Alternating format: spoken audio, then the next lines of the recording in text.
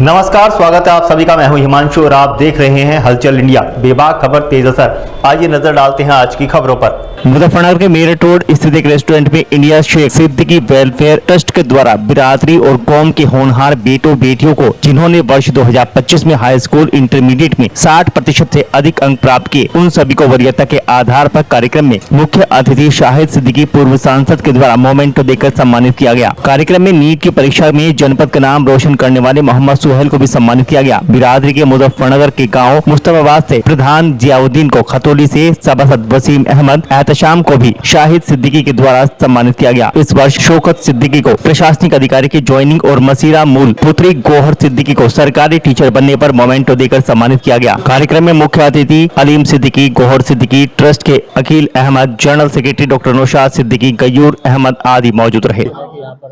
देखिए, मेरा मकसद, मैं समझता हूं कि तालीम के जरिए, शिक्षा के द्वारा इस देश का भी विकास होगा और मुसलमान भी अपने पैरों पे खड़े होंगे। मैंने एक बार नरेंद्र मोदी जी से मैं मिला तो उन्होंने कहा कि आपके लिए क्या करें हम मुसलमानों के लिए। मैंने कहा हमें कुछ नहीं चाहिए, हमें सिर्फ तालीम चाहिए। हमारे लिए स्कूल खोल दीजिए, बेहतरीन स्कूल खोल दीजिए, हम खुद अपने पैरों पे खड़े हो जाएंगे। हमें कोई रिजर्वेशन नहीं चाहिए, आरक्षण नहीं चाहिए। हम तो, हमारे में बहुत दम है, लेकिन सिर्फ हमें माहौल चाहिए, हालात चाहिए, मौके चाहिए, अवसर प्राप्त हो हमें। तो उन्होंने उस वक्त एक कमेटी बनाई थी, मैं भी उसमें था। 250 स्कूल हमने रिकमेंड किए थे, लेकिन उसे फिर इम्प्लीमेंट नहीं किया गया। माइनॉरिटी अफेयर्स मिनिस्ट्री के द्वारा एक कमेटी बनाई थी जिसमें मैंने 250 रेसिडेंशियल स्कूल बनाने की उनको रिकमेंडेशन की थी, प्रधानमंत्री जी को, लेकिन वो फिर आगे नहीं बढ़ा मामला। और मैं चाहता हूं कि वो स्कूल बने, क्योंकि मुसलमानों को कुछ नहीं चाहिए, मुसलमानों को शिक्षा चाहिए, ताकि शिक्षा के द्वारा वो देश की सेवा कर सकें और समाज की सेवा कर सकें। जैन चौधरी से आप मुलाकात की? जैन चौधरी जी, वो क्योंकि शिक्षा मंत्री मंत्रालय में हैं और स्किल डेवलपमेंट एंटरप्रेन्योरशिप मिनिस्टर हैं, तो मेरा मानना है आज शिक्षा से भी ज्यादा जो आवश्यक है वो स्किल है।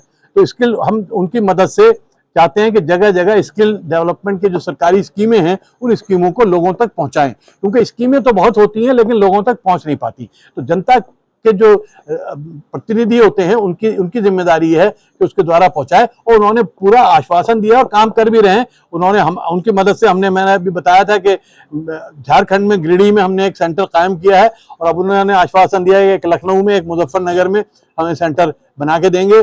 एक अभी मेरठ में बहुत बड़ा वो स्किल डेवलपमेंट का सेंटर बना रहे हैं, और जहाँ पे सारे बच्चे हमारे जो हाई स्कूल पास करते हैं वो जाके स्किल का कोर्सेज कर सकते हैं। और सबसे बड़ी स्किल डेवलपमेंट की एक सर्टिफिकेट मिल जाता है। उस सर्टिफिकेट की बुनियाद पे आपको सऊदी अरब में, आपको दुबई में, आपको कनाडा में नौकरी मिलेगी। वो सर्टिफिकेट इसी मिनिस्ट्री से मिलता है जो जैन जी की मिनिस्ट्री है। तो जैन जी को मुझे कोई एतराज नहीं है। जैन जी की राजनीति कुछ भी हो, मेरी राजनीति एक ही है, वो है विकास, देश का विकास, जनता का विकास। तो उसके लिए मुझे किसी के पास भी जाना हो, जैन जी की तो मैं बड़ी इज्जत करता हूँ, मोहब्बत करता हूँ, मेरे छोटे भाई हैं, लेकिन अगर मुझे किसी अपने विरोधी के पास भी जाना होगा हाथ जोड़ के, तो मैं उसके सामने झोली फैला के खड़ा हो जाऊँ। बच्चों सम्मानित भी किया है आज? जी, बच्चों सम्मानित भी किया है जी। किस तरह के बच्चे, क्या है? नहीं, मैंने, आपने देखा होगा तकरीर में अपनी कह दिया मैंने कि आप लोगों को देश के विकास के लिए और अपने विकास के लिए आपके पास एक ही कुंजी है, वो है तालीम। और मैं कहता हूं कि एक वक्त में लड़ाई तलवार से लड़ी जाती थी, आज लड़ी जाती है तालीम से। तो तालीम के द्वारा जो है आप आगे बढ़ सकते हैं, और कोई आपको जो तालीम में अच्छा है, मैंने आज तक किसी मुसलमान को नहीं देखा जो तालीम में बहुत अच्छा हो वो पीछे रह जाए। आज हम डॉक्टर अब्दुल कलाम की शायद बरसी भी मना रहे हैं, तो डॉक्टर अब्दुल कलाम की इज्जत क्यों है?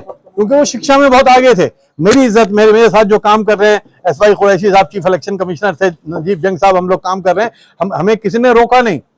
हालांकि हम खुल के अपनी बात भी कहते हैं, हमें कोई नहीं रोक सका, क्योंकि हमारे पास शिक्षा में हम अव्वल थे। शिक्षा का मतलब नहीं कि आपको लिखना पढ़ना आता हो, शिक्षा का मतलब है कि आप में सलाहियत होनी चाहिए। आप दूसरों से 21 हो, 19 हो के आप कुछ हासिल नहीं कर सकते। बहुत शुक्रिया।